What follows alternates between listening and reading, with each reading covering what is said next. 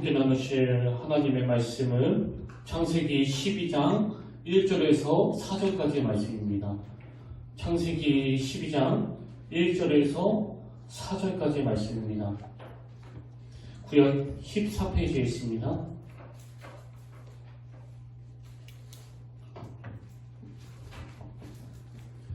창세기 12장 1절에서 4절까지의 말씀 다 찾으신 줄로 믿고 우리 함께 교독하기를 원합니다. 시작. 여호와께서 아브라함에게 이르시되 너는 너의 고향과 친척과 아버지의 집을 떠나 내가 네게 보여줄 땅으로 가라. 내가 너로 큰 민족을 이루고 네게 복을 주어 네 이름을 창대하게 하리니 너는 복이 될지라. 너를 축복하는 자에게는 내가 복을 내리고 너를 저주하는 자에게는 내가 저주하리니 땅의 모든 족속이 너로 말미암아 복을 얻을 것이라 하신지라. 이에 아브라함이 여호와의 말씀을 따라갔고 롯도 그와 함께 갔으며 아브라함이 하란을 떠날 때 75세였더라. 아멘. 할렐루야. 반갑습니다. 우리 함께 인사 나누길 원합니다. 참 잘 오셨습니다. 네, 오늘도 주님의 은혜와 역사가 이 자리에 함께 머물기를 진심으로 축복합니다. 요즘은 그 인터넷의 발달로 지금은 국적을 초월해서 세계적으로 유명한 교수님이나 그 강사들의 좋은 강의들을 안방에서 마음껏 들을 수가 있다는 거, 이게 얼마나 저에게 감사한지 모르겠습니다. 저도 이제 틈틈이 시간이 날 때마다 그 교수님들의 인문학 강의들을 듣고는 하는데요. 최근에도 어느 교수님이 강의를 요약한 아주 짧은 동영상을 하나를 시청했는데 그 강의에서 우리나라 교육 현실을 통탄하는 그런 내용이 담겨져 있었습니다. 그래서 이 잘못된 교육 때문에 현재 우리나라 청소년 사망 원인이 1위가 자살이고, 그리고 이게 벌써 13년대 계속 지속되고 있다. 막 이런 내용들을 강조하는 그런 강의였는데요. 그 강사님이 강의 중에 이 프랑코 베라르르라고 하는 이태리 철학자를 언급하더라고요. 이 이태리 철학자가 우리나라에서 그 몇 년간 생활을 했었나 봅니다. 근데 우리나라에서 몇 년간 생활을 해본 이 이태리 철학자가 이 한국 사회에 대해서 막 엄청나게 그 혹평을 했다는 거예요. 이제 그분이 우리나라 사람들의 삶을 그 4가지 개념으로 정리를 했는데요. 그 첫 번째가 뭐냐? 이 대한민국은 무한 경쟁 사회, 끝없는 그 경쟁 사회라는 겁니다. 이 무한 경쟁이라는 이 강한 편이 확 와닿지 않습니까? 그런가 하면 두 번째로 우리나라는 무한 경쟁의 사회일 뿐만 아니라 이 대한민국은 극단적인 이기주의로 규정지을 수 있는 나라라는 겁니다. 모든 인간들이 다 이기주의라고 하지만 이 대한민국은 극단적인 이기주의. 자기 눈에는 그렇게 보이더라. 그런가 하면 세 번째로 그 이태리 철학자가 언급하는 게 뭐냐면 자기가 대한민국을 보니까 일상의 사막화, 그 한국 사람들의 삶 자체가 사막처럼 삭막하더라. 그걸 강조하는 거 아닙니까? 마지막 네 번째로 그 생활 리듬의 가속화라고 표현했는데요. 영어로 이 가속화가 acceleration, 그 단어도 굉장히 센 단어인데 이 철학자가 그 단어로도 부족하다고 생각했던지 그 앞에다가 하이퍼라는 접두사를 넣어가지고 하이퍼 엑셀러레이션, 그러니까 이 하이퍼라는 단어가 과도하거나 지나침을 강조할 때 사용되는 단어이니까요. 이 하이퍼 엑셀러레이션 이 표현은 초가속화 사회, 너무너무 빠르게 돌아가기 때문에 정신을 차릴 수가 없을 정도다, 그런 표현이에요. 아마 이분이 그 이태리에서 살다가 왔기 때문에 자기 나라랑 좀 더 비교가 되지 않았을까 그렇게 짐작을 해보는데요. 이 이태리 철학자의 말을 한마디로 요약해보자면 내가 한국에서 살아보니까 이런 나라에서 도대체 어떻게 사는지 모르겠다, 딱 그거 아닙니까? 여러분은 이 외국인 철학자의 평가에 대해서 어떻게 생각하십니까? 그건 과장이다. 그 남의 나라에 와서 잠깐 살아놓고 그 알지도 못하면서 그렇게 남의 나라를 혹평하느냐, 그렇게 좀 불쾌하게 받는 분도 계실 거고요. 그런가 하면 어떤 분들은 틀린 말 하나도 없다, 다 맞는 말이다, 이민 가는 거 말고는 우리나라는 답이 없다, 그렇게 생각하는 분도 계실 거고요. 그런가 하면 그 중간쯤에서 답을 하시는 분도 계실 텐데요. 근데 여러분, 저는 크리스천이다 보니까 그 강의를 들으면서 제 머릿속에 떠오르는 단어가 있었는데 그게 바로 소명이라는 단어였습니다. 소명, 그리고 소명의식. 제가 이 소명이라는 단어를 국어사전에서 찾아보니까요, 사람이 하나님의 일을 하도록 하나님의 부르심을 받는 것, 이것을 소명이라고 부르더라고요. 그리고 소명의식이라는 단어도 사전에서 찾아보니까 부여된 어떤 명령을 꼭 수행해야겠다는 책임의식, 이게 소명의식이라는 겁니다. 여러분, 제가 왜 그렇게 우리나라를 혹평하는, 여기는 사람 살기가 못 된다는 식으로 막 혹평하는 그 이태리 철학자의 강의 들으면서 이 소명이라는 단어가 떠올랐을까요? 저는 이민 가야 되겠다라든지 혹은 이건 엉터리다, 우리나라 좋은 나라다, 이런 생각이 들기보다는 이렇게 할 일이 많은 사회, 이렇게 해결해야 될 일이 많은 시대에 내가 태어났기 때문에 도대체 내가 할 일은 뭐지? 내가 무슨 일을 해야 되지? 이게 바로 소명이라는 거예요, 소명. 그 신앙생활을 하다가 보면은요, 이 소명하고 비슷한 뜻을 가진 표현들을 종종 들을 수가 있는데요. 이 소명하고 비슷한 뜻을 가진 표현이 그 부르심입니다. 부르심, 콜링. 고린도전서 1장 1절에서도 보면 이 부르심이라는 표현이 두 번에 걸쳐서 나오는데요. 자, 보십시오. 하나님의 뜻을 따라 그리스도 예수의 사도로 부르심을 받은 바울과, 여기 부르심이 나오죠. 사도로 부르심을 받은 바울과 형제 소스데네는, 그 다음 2절에 또 부르심이 나옵니다. 고린도에 있는 하나님의 교회, 곧 그리스도 예수 안에서 거룩하여지고 성도라 부르심을 받은 자들과, 여기 또 부르심이 나오죠.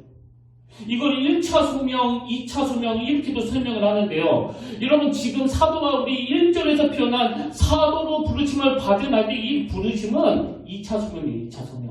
그럼 이 사도 바울에게 있어서 1차 소명은 뭐냐? 아까 우리가 불렀던 찬양 가사 그대로입니다. 세상이 나를 모른다 하여도 주님은 내 이름을 그 마음에 새겼네. 자격 없는 나를 자녀 삼아주시기 위하여 하나님이 예수 그리스도를 통하여 그 십자가를 통하여 나를 그 은혜의 자리로 불러주신 이 부르심의 감격, 이게 1차 소명이라면요. 그럼 2차 소명은 뭡니까? 내 이름을 마음에 새기신 그 주님을 세상이 모른다고 하기에 오늘도 나는 그 주님의 이름을 열방에 새기겠다. 그 아버지의 꿈을 내가 성취해 나가겠다. 그러니까 사도 바울은 1차 소명에 대한 그 감격 속에서 하나님이 자기에게 주신 이 사도라는 2차 소명을 발견했기 때문에 평생 동안 그 주님의 이름을 높여드리기 위해서 목숨을 걸고 그렇게 헌신하게 된 거 아니겠느냐, 그 말씀이에요. 사실 여러분, 우리도 그 사도 바울처럼 다 이 1차 소명을 받은 거 아닙니까?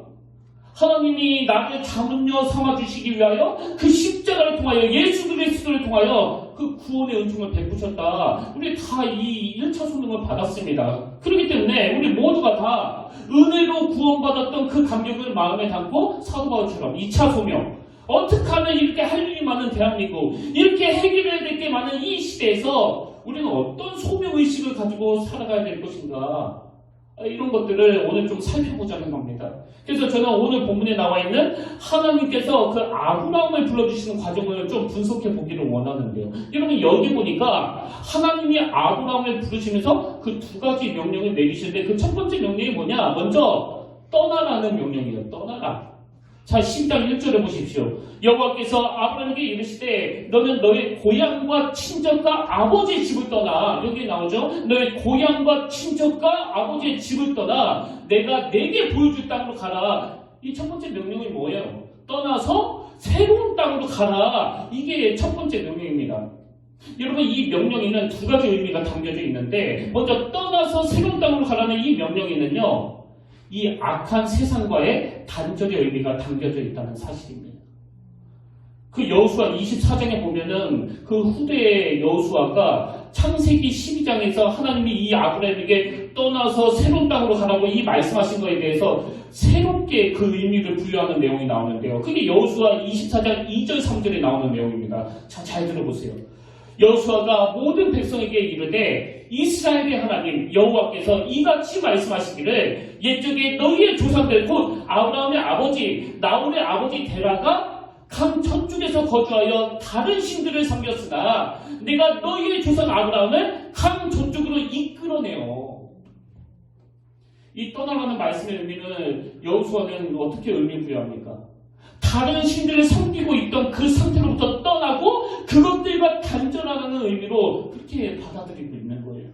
그래서 지금 아브라함이 하나님께 부름을 받는 오늘 보면 창세기 10장 바로 앞, 그 창세기 11장에 보면은 아주 유명한 그 바벨탑 사건이 나오는데요. 자, 창세기 11장 4절에 보십시오. 또 말하되 자 성읍과 탑을 건설하여 그 탑 꼭대기를 하늘에 닿게 하여 우리 이름을 내고 온 지면에 흩어짐을 면하라 하였더니, 여러분도 아시지만 이 바벨탑 사건의 시작은요, 하나님이 그 노아 한 가족만 남기시고 모든 인간들을 홍수로 심판하신 그 사건을 그 후대 자손들도 기억하면서 자기 조상들이 저지른 그 죄들을 회개하고 다시는 그 조상들처럼 하나님을 떠나지 않기를 하나님은 간절히 바라셨는데, 뭐 돌이키기는커녕 그들이 이제는 그 인간의 지혜로, 하나님을 완전히 배제한 그 인간의 지혜로 우리도 적들을 상대할 수 있다, 대적할 수 있다. 그래서 쌓아올린 게 그 바벨탑 사건의 시작 아닙니까? 그래서 하나님이 그런 인간의 악한 지혜로 만든 이 바벨탑을 다 무너뜨리시고, 그리고는 창세기 12장으로 가서 아브라함을 부르셔서 그곳을 떠나 새로운 곳으로 가라, 이 명령을 내리고 계시다는 사실이에요. 그래서 지금 하나님이 아브라함을 불러서 떠나서 새로운 땅으로 가라는 이 명령에는 이 악한 세상으로부터 구별되기를 원하시는 하나님의 요구가 담겨져 있는 겁니다. 그러면 이 명령에는 또 한 가지 의미가 더 담겨져 있는데요. 여러분, 떠나서 새로운 땅으로 가라는 이 하나님의 명령에는요, 그 희망 없는 인간들에 대해서 하나님의 강권적인 역사, 하나님의 강권적인 은혜, 하나님의 강권적인 개입하심, 그것을 주시겠다는 의미를 내포하고 있다는 사실이에요. 여러분, 이 바벨탑 사건으로 상징되는 그 창세기 11장이, 그러니까 하나님을 완전히 배제하고 인간의 지혜를 도모했던 창세기 11장이 어떻게 말씀이 끝나는지 아십니까? 그 두 가지 은유법이 사용되는데요. 자, 먼저 창세기 11장 30절에 보십시오. 아브라함의 아내입니다. 사레는 임신하지 못함으로 자식이 없었더라.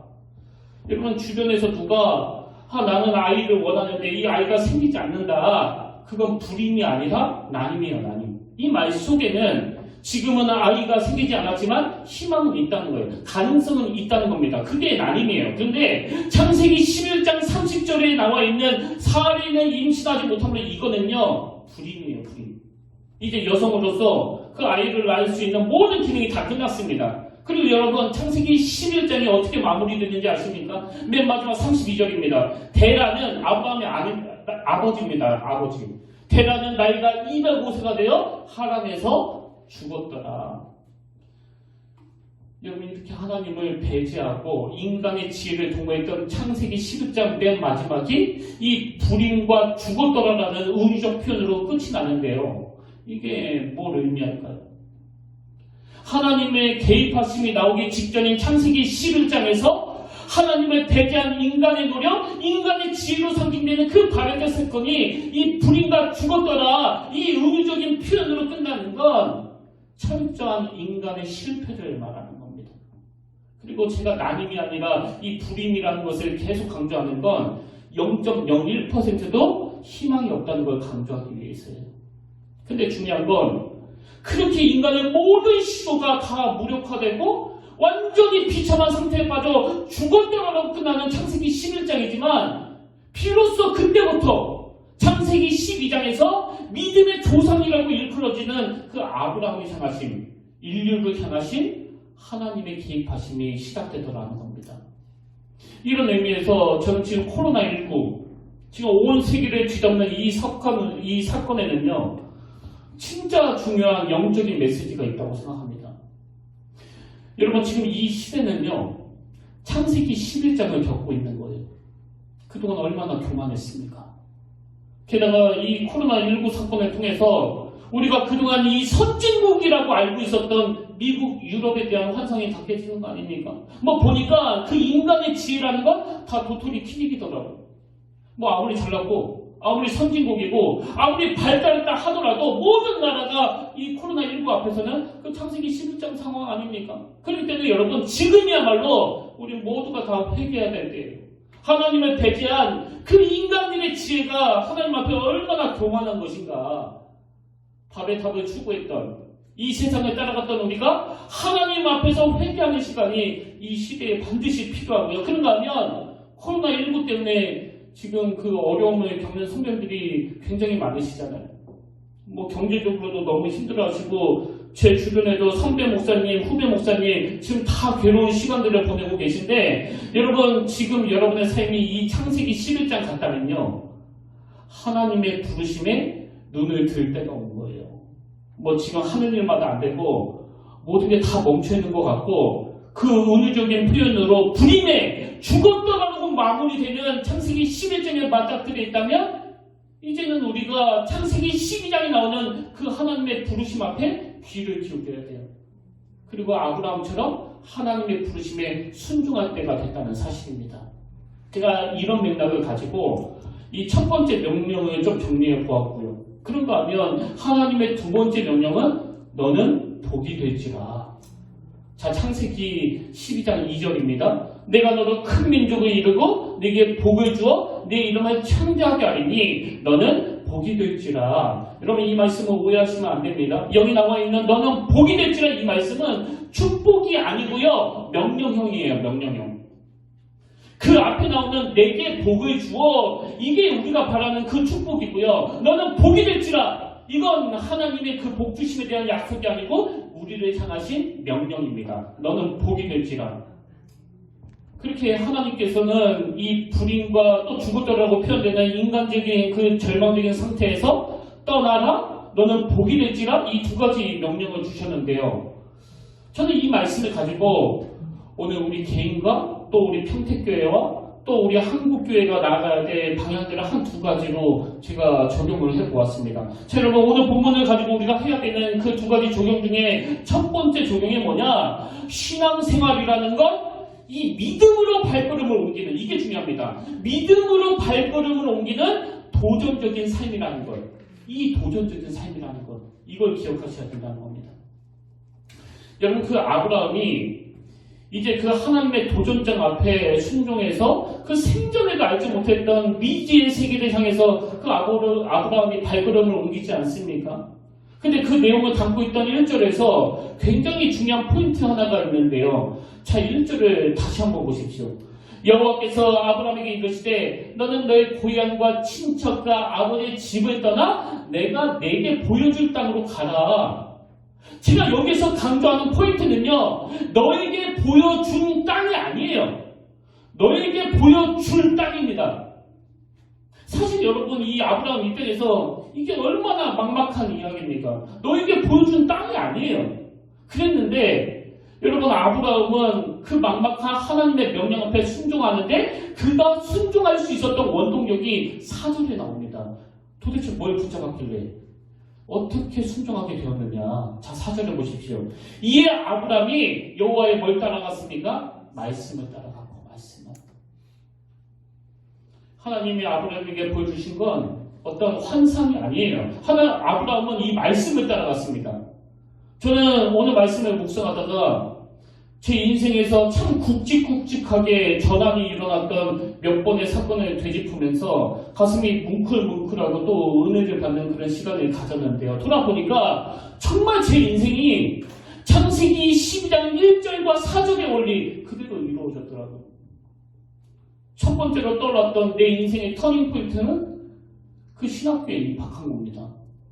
뭐 그 전까지는 사는 게 너무 힘드니까 또 장남으로서 가정에 도움이 돼야 하니까 뭐 장사도 하고 공장일도 하고 그랬는데요. 사실 거기에는 내 의지가 하나도 담기지 않았습니다. 뭐 집이 어려우니까 그냥 일을 한 거예요. 그랬는데 이제 내가 철이 들고 나서 처음으로 내 의지대로 결정했던 게 그 신학교에 간 거거든요. 그리고 벌써 제가 사역한 지 13년이 흘렀는데요. 이 13년 이게 정말 말도 안 되는 그 놀라운 은혜 기간이었더라고요. 뭐 그동안 제가 여러 번 말씀드렸잖아요. 하나님이 갑자기 그 청소년들을 상비라는 그런 말씀을 주셔가지고 아무 대책 없이 아무 계획 없이 신학교에 입학했는데 뭐 매 학기 그 등록금을 낼 처지가 아니니까 그 여름만 되면 그 충정대에 가가지고 그 평상에서 잠을 잘 정도로 제가 뭐 아무 계획 없이 시작한 거 아닙니까? 그때 하나님이요 제가 그 평상에서 잠이 들 때 막 나타나셔가지고 내가 너 졸업하면 그 남문희 목사님 만나게 해줄 거야. 그리고 네가 수련모 그리고 부목사 시절 다 끝나면 그 평택교회로 보내줄게. 그러면서요 저한테 보여주는 게 하나도 없습니다. 그 당시 저에게 남문희 목사님도 너무나 낯선 분이고 이 평택교회도 낯선 곳이에요. 제가 어떻게 알았겠냐고요. 그래서 제가 그때부터 시작한 게 바로 그 성동일기예요. 창세기부터 요한계시록까지 하나님의 말씀을 읽으면서 내가 정말 하나님의 말씀을 들은 게 맞나? 헛소리 들은 건 아닌가? 이게 진짜 하나님의 원하시는 뜻인가를 제가 그 성경을 보면서 분별했거든요. 왜? 거기에 하나님의 뜻이 다 담겨져 있으니까. 그런데 여러분 제가 성경을 일독하는 과정에서 하나님의 말씀으로 제게 확신을 주셨기 때문에 제 사역 13년의 세월은요 정말 한치 오차도 없는. 그런가 하면 또 지난 한 주간 동안 제 마음속에 은혜가 됐던 게 제가 우리 평택교회에 오게 된 과정도 마찬가지예요. 여러분 다 아시잖아요. 제가 큰 보따리 2개 들고 이 평택에 온 거. 그때도 하나님이 제게 보여준 게 뭐 없으세요? 아니 10년 동안 제가 그 중고등부 사역만 했는데 뭐 어른 설교 제가 해보기로 했으니까 그 어른들 앞에서 설교를 해보기로 했으니까 그래서 제가 처음에는요 이 설교에 대한 그 부담감이 굉장히 많아갖고 힘들었습니다. 뭐 딱 이렇게 설교를 했더니 김의수 목사님은 그 애들만 상대해서 그런지 이 말씀에 깊이가 없다고 제가 그런 얘기 나올까봐 얼마나 그 조마조마했는지 모릅니다. 안 그래도 내가 가르쳤던 그 중고등부 애들은 맨날 내 설교가 너무 깊이가 있어갖고 졸려 죽겠다고 그렇게 얘기하는데 우리 성도님 말씀에 깊이가 없을까봐 그럴까봐 여러분 하나님이 저에게 뭐 보여주신 게 하나도 없었어요. 근데 제가 그 오인성 목사님과 전화 한 통하고 바로 그 다음날에 가겠다고 말씀드렸거든요. 근데 여러분 지난 3년 동안에 우리 평택교회가 어떻게 인도받아 왔는지 여러분이 다 증인 아닙니까? 지금도 마찬가지예요. 저녁마다 아침마다 그렇게 눈물 흘리며 기도하지만 하나님은 아무것도 안 보여주세요. 그 미자리 교회 선교하는 것도 마찬가지 아닙니까?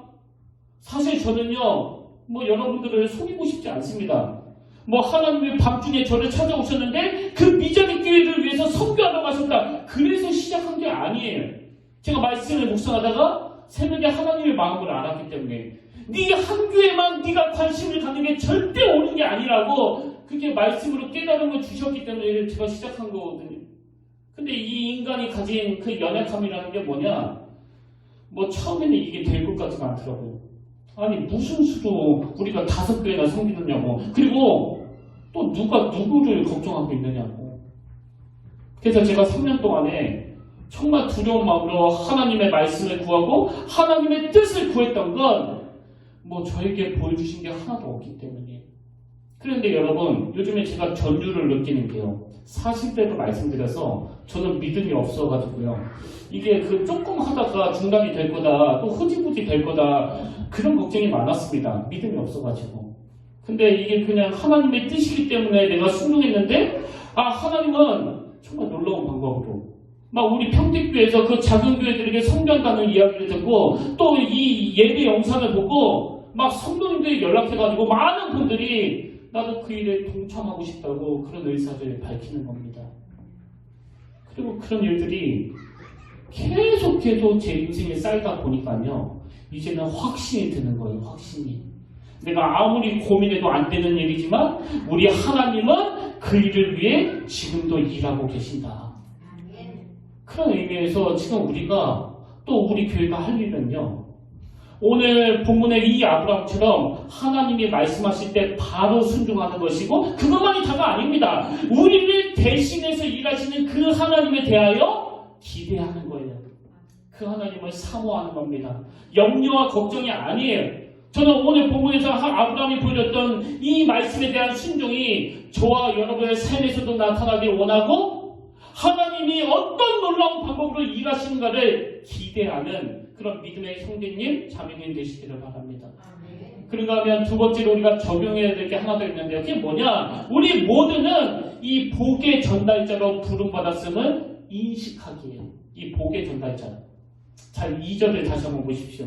내가 너를 큰 민족을 이루고 그 다음에 우리가 그토록 원하는 게 나옵니다. 내게 복을 주어 내 이름을 창대하게 하리니 너는 복이 될지라. 여러분, 제가 왜 여기다 복의 전달자라는 표현을 썼을까요? 많은 성도님들이 내가 너로 큰 민족을 이루어 내게 복을 주어 내 이름을 창대하게 하리라, 여기까지만 추구하는 거예요. 근데 하나님의 말씀을 가만히 보니까 내게 복을 주어 내 이름을 창대하게 하는 거는 그 뒤에 이루어지는 일을 위한 수단이고요. 하나님의 궁극적인 목표는 우리가 그 하나님의 복의 전달자가 되는 거예요. 너는 복이 될지라. 오늘 우리의 최종 목표는 여기까지 가야 끝이 나는 겁니다. 이게 3절에서도 구체적으로 나와 있습니다. 너를 축복하는 자에게는 내가 복을 내리고 너를 저주하는 자에게는 내가 저주하리니 땅의 모든 족속이 너로 말미암아 복을 얻을 것이다. 그럼 왜 우리가 하나님께 복을 구해야 되느냐? 그건 우리가 복을 받아야 우리도 이 복을 흘러보낼 수 있기 때문이에요. 곡간이 가득 차야 하나님께 받은 이 은혜를 흘러보낼 수 있는 거 아닙니까? 여러분도 아시지만 그 창세기 39장에 보면 형들의 시기로, 형들의 질투로 애굽의 노예로 팔려간 그 요셉 이야기가 나오는데요. 근데 제가 이 요셉이 받았던 그 복의 원리를 가만히 분석해 보니까요, 오늘 아브라함이 받았던 그 복의 원리와도 똑같은 겁니다. 자, 창세기 39장 5절을 보십시오. 그가 요셉에게 자기의 집과 그의 모든 재물을 주관할 때부터, 자, 잘 보세요. 여호와께서 누구를 위해서요? 요셉을 위하여. 요셉을 위해서. 여호와께서 요셉을 위하여 그 다음에 누구에게 복을 내립니까? 그 애굽 사람의 집에 복을 내리심으로. 다시요. 여호와께서 먼저 누구를 위해 복을 주십니까? 요셉을 위하여. 그 다음에 요셉의 집에 복을 내리는 게 아니라 그 애굽 사람의 집에 복을 내리셨어요. 이게 창세기 12장에 나오는 원리예요. 하나님이 아브라함에게 내게 복을 주어. 이게 최종 목표가 아닙니다. 그 복을 받은 이 아브라함이 복의 전달자로 너는 복이 될지라. 그런 의미에서 우리가 왜 복을 못 받는지 아십니까? 아까 말씀드린 것처럼 뭐 하나님이 보여주시면 내가 발걸음을 뛰겠습니다. 그래서 도전하지 않는 그것 때문에 복을 못 받는 원인이 하나 있다면 또 하나는요, 복 받는 게 내 최종 목표이기 때문이에요. 여러분, 이런 상태에서 하나님이 복 주시면요, 우리 정말 큰일 납니다. 다 타락하고 망하고 어려움 겪고. 그래서 저는 지난 한 주간 동안 꿈 넘어 꿈. 여러분, 우리가 지금 하나님 앞에 아버지 내가 형통의 복을 누리기를 원합니다. 이게 우리가 꾸는 꿈이라면요, 그 꿈만이 꾸는 게 아니에요. 꿈 넘어 꿈은 뭡니까? 그 꿈이 이루어졌을 때 내가 할 수 있는, 내가 해야 되는 목표가 있다는 거, 이게 바로 꿈 넘어 꿈이에요. 그래서 여러분이 정말 복 받기를 원하신다면요, 그럼 꿈 넘어 꿈을 꾸세요. 주신 복을 어떻게 흘러보내기를 원하느냐. 하나님이 요셉을 위하여 그 애국 사람의 집에 복을 내주심으로. 지금 우리 모두가 다 그 십시일반해가지고 미자립 교회들을 섬기고 있는데요. 저 이렇게 여러분들이 그 성경금을 하는 걸 보면서 그 예전에 유행했던 그 영화 대사 하나가 떠올랐습니다. 살아있네. 여러분, 우리 한국교회 살아있습니다. 우리 평택교회 희망이 있습니다. 꿈 넘어 꿈을 품고 받은 복을 흘러보내기를 원하는 수많은 성도님들이 계시는 한 하나님의 일하심은 계속될 줄로 믿습니다. 그래서 저는 오늘 여러분이 너무너무 벅찬 감격으로 이 꿈 넘어 꿈으로 이제 우리가 받은 복을 이 왼쪽으로도 흘러보내는 걸 결단하기를 원해요. 아브라함이 가나안으로 가면 가나안에 있던 사람들이 이 아브라함 때문에 복을 받았던 것처럼 예수 믿는 저와 여러분이 그 제주도로 가면 제주도에 있는 사람들이 나로 인해 복을 받고. 제가 그 신학교에 들어가고 매일 아침마다 하나님께 구했던 게 그겁니다. 하나님, 오늘도 제가 살아 숨쉬는 게, 오늘도 제가 살아서 호흡하는 게 누군가에게는 선물이 되기를 원합니다. 저는 지금도 그렇게 기도해요. 하나님, 제가 여기 평택교회에 온 게 우리 성도님들에게 영적인 유익이 되기를 원합니다. 그리고 여러분도 이렇게 기도하기를 원해요. 하나님, 오늘 내가 살아 호흡하는 것이 누군가에게는 선물이 되기를 원합니다.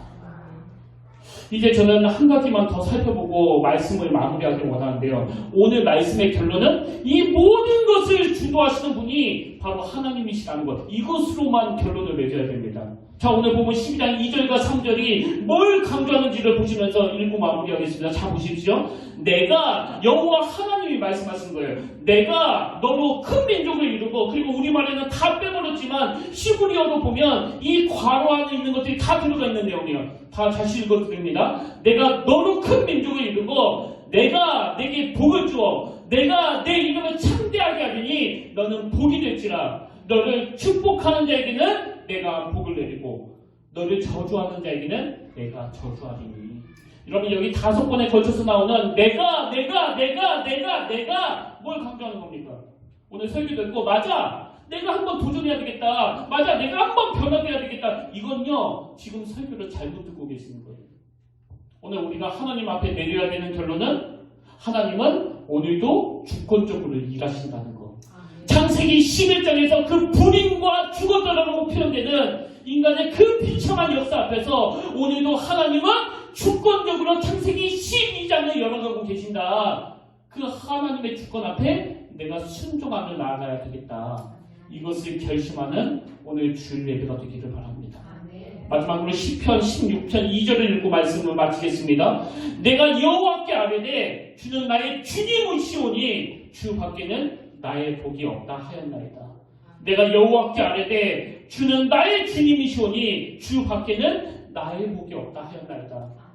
이 사실을 철저히 인식하고 하나님을 배제하고 밥의 탑을 쌓고자 하는 이 시대에 절대로 거기에 흔들려 끌려다니지 아니하고 12장에서 주도하시는 그 하나님 앞에 순종하는 아브라함과 같은 믿음의 성도님들 되시기를 주님 이름으로 축복합니다. 우리 말씀을 기억하시면서 이 찬양 함께 불러보기를 원하는데요. 이 제목 자체가 소명이에요. 소명. 부르신 곳에서. 오늘 말씀을 기억하면서 가사를 묵상하면서 정말 마음속으로 결단하기를 원합니다. 아버지, 내가 창세기 11장에 갇혀있지 않기를 원합니다. 이제는 그 창세기 12장으로 건너가기를 원합니다. 그렇게 결단하면서 우리 함께 찬양하기를 원합니다.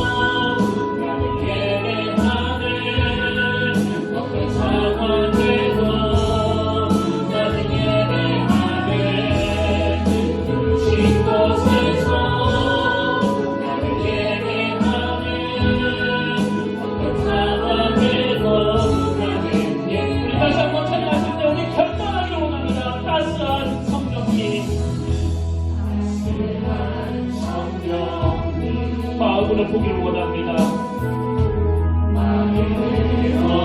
내 몸을 감사며 내 몸을 감사며 주어지는 평안한 만족함을 느끼네 만족함을 느끼네 부르신 곳에서 나는 예배하네 어떤 상황에도 나는 예배하네 부르신 곳에서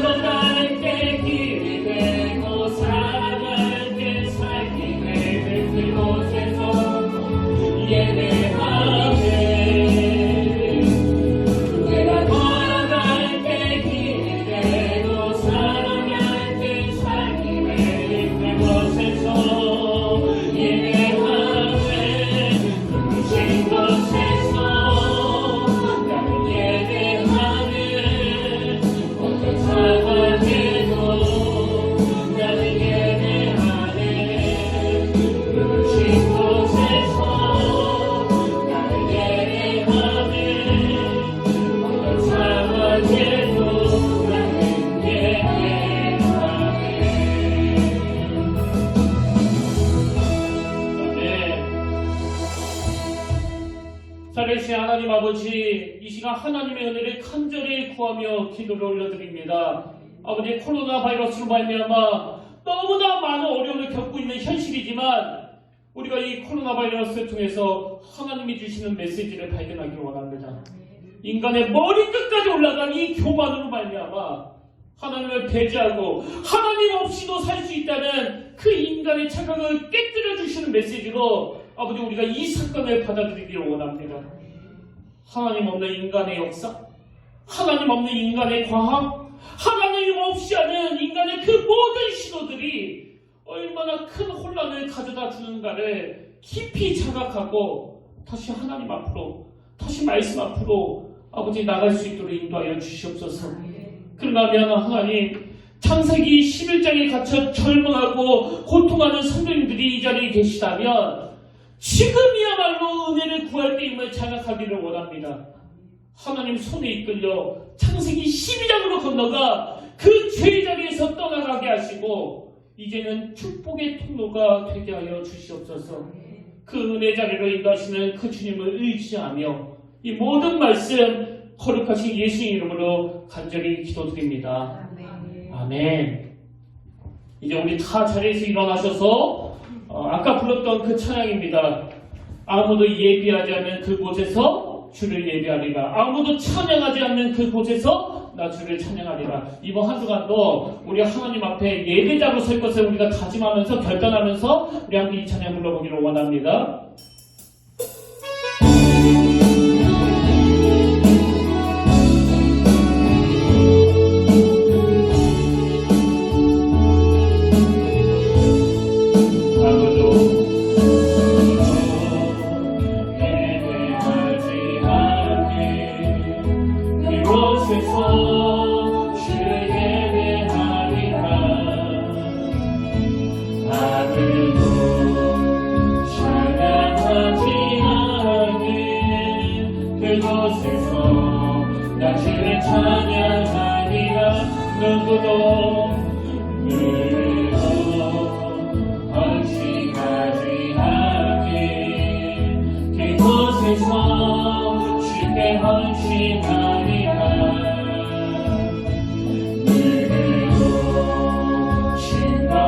생각하지 않는 그곳에서 나 주를 증거하리라. 내가 받는 모든 땅 내가 받는 모든 땅 주의 대하게 하소서.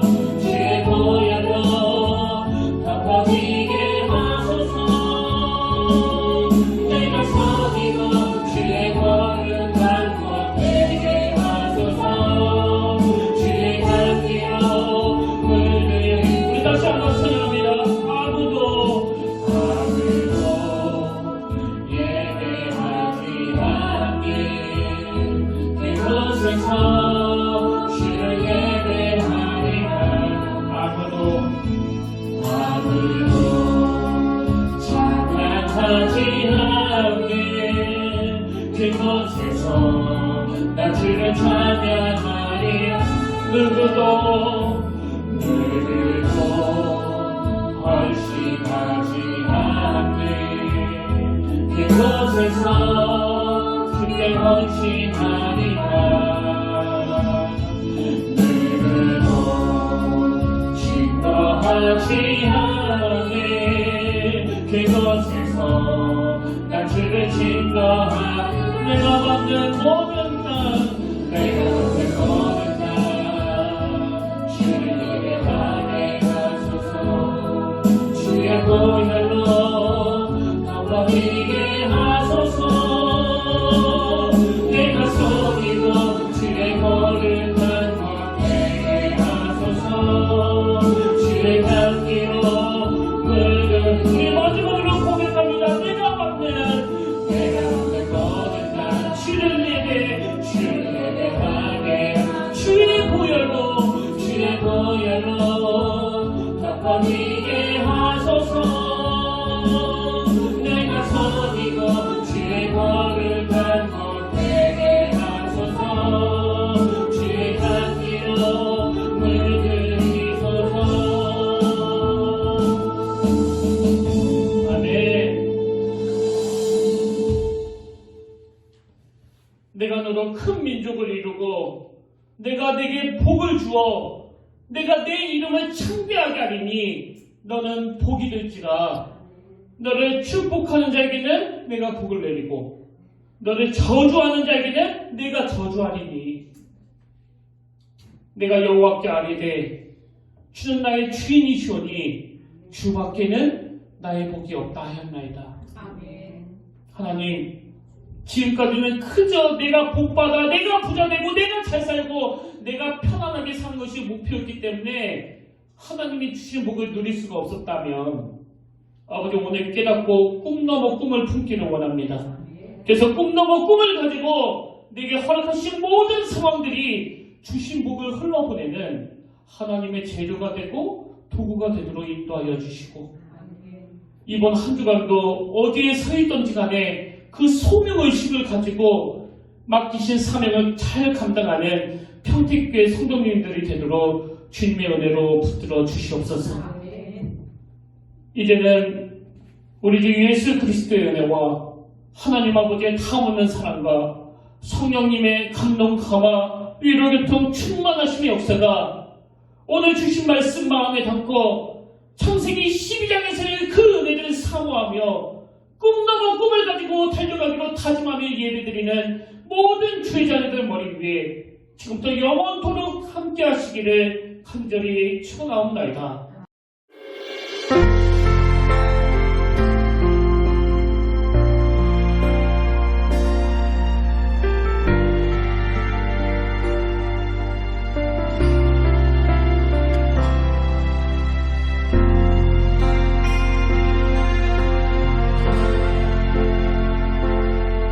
지금 서 있는 이곳에서 높임을 받으소서.